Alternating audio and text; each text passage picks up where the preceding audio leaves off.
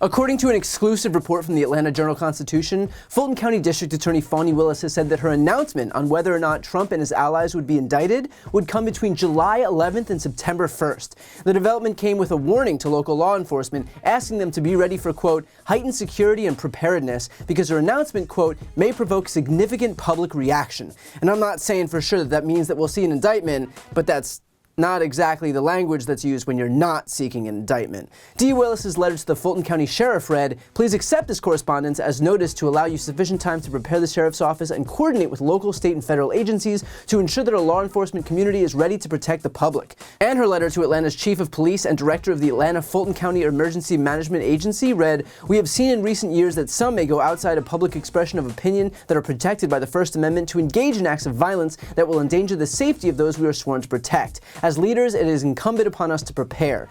Again, knowing what we know about Trump's supporters and accountability, these don't seem to be steps that would be taken in light of a refusal to indict. All of which is to say, judging by the writing on the wall here, we are very likely to see indictments handed down when this decision comes. And let's be clear, this move is also necessary because we know that Trump calls expressly for violence when he feels backed into a corner and is facing accountability. When he felt that his indictment in the Manhattan DA's case was imminent, he set out tweets calling for his supporters to descend on the city to protest, and even called on the New York Police Department to show allegiance to him rather than the law. And of course, I don't think I have to tell anyone what happened on January 6th, where he again leveraged the threat of violence from his supporters to try and pressure Mike Pence into unilaterally declaring him the winner of an election that he lost. All of which is to say that for Trump, violence isn't a bug, it's a feature. And part of why he feels so emboldened to use it is precisely because accountability has been so slow. You almost can't blame the guy for not being afraid of consequences when, for literal years, there haven't been any consequences. It's no wonder he felt so empowered to keep committing crimes, considering he had no reason not to. Which is all the more reason that prosecutors should take this as an indication that it's not just about holding him accountable for past crimes, even though it very much is about holding him accountable for past crimes, it's also about preventing more criminal behavior in the future. Our ability as a society to prevent crime is almost unilaterally dependent on our willingness to actually punish it when it happens. If consequences go away, there's no deterrent whatsoever for criminals, and that's amplified by a factor of 1,000 when it comes to Donald Trump. Now, I know a lot of people are going to hear this news about D.A. Willis and say, yeah, we've seen this show before. She promises that an indictment is imminent, and then months go by and nothing actually happens. I actually posed this exact question to former federal prosecutor Glenn Kirshner as part of our legal series, The Legal Breakdown, and his answer explained things perfectly. Why would a prosecutor like Fani Willis say that her decision is imminent publicly if it isn't? Because, you know, that ship has sailed by now. It's been over a month since she said that. Like, what could have been District Attorney Willis's actual intent by putting that into the public sphere? That's a great question, and I'm glad we're taking it on, because when Fani Willis said that her quote, charging decisions are imminent, that's very different from Fani Willis saying the indictments are imminent, right?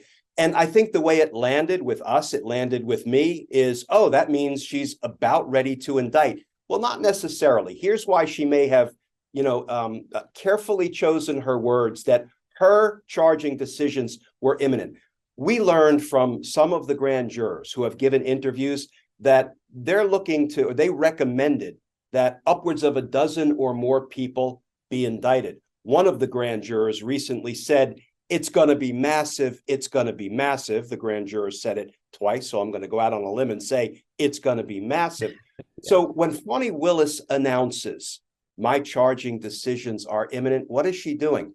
She's sending a signal, a very clear, very ominous signal to the dozen or more people who know that they are on the verge of being indicted, that I better get to Fani Willis before my name ends up as a marquee defendant on a big old conspiracy indictment. So she may have been announcing that not for the public's benefit, but for the benefit of squeezing the people that she's about to indict, giving them one last opportunity to come on board as cooperating witnesses.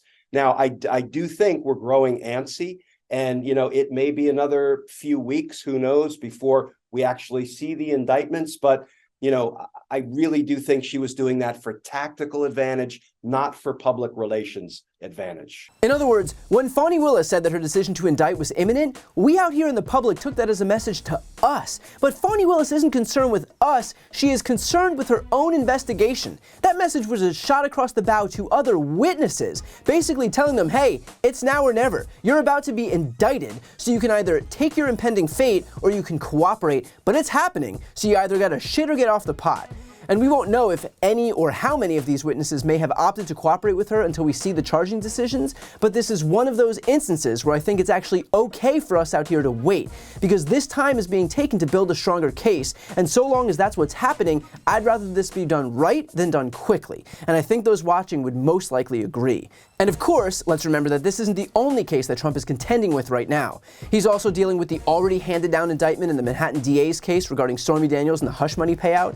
He's contending with 2 special counsel investigations, both for the stolen classified documents at Mar-a-Lago and inciting an insurrection on January 6th. He's contending with a business fraud investigation in the New York Attorney General's office. He's contending with a defamation trial and the rape of E. Jean Carroll. And the fact that I don't even know if I got them all really does put on full display the extent to which Trump has trafficked so openly and shamelessly in corruption and criminality. And the fact that he even pretended to lead a party that's branded itself the Law and Order Party is about as big a joke as you could possibly imagine.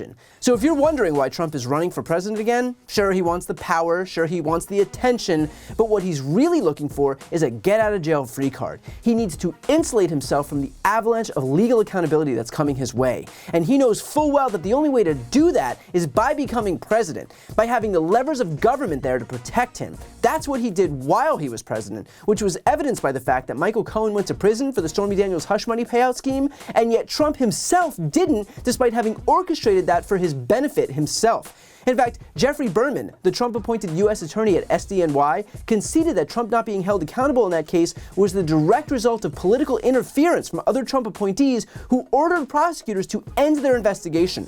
Berman also admitted that Bill Barr, then Attorney General, not only intervened in that case, he tried to kill the ongoing investigation and even suggested that Michael Cohen's conviction should be reversed.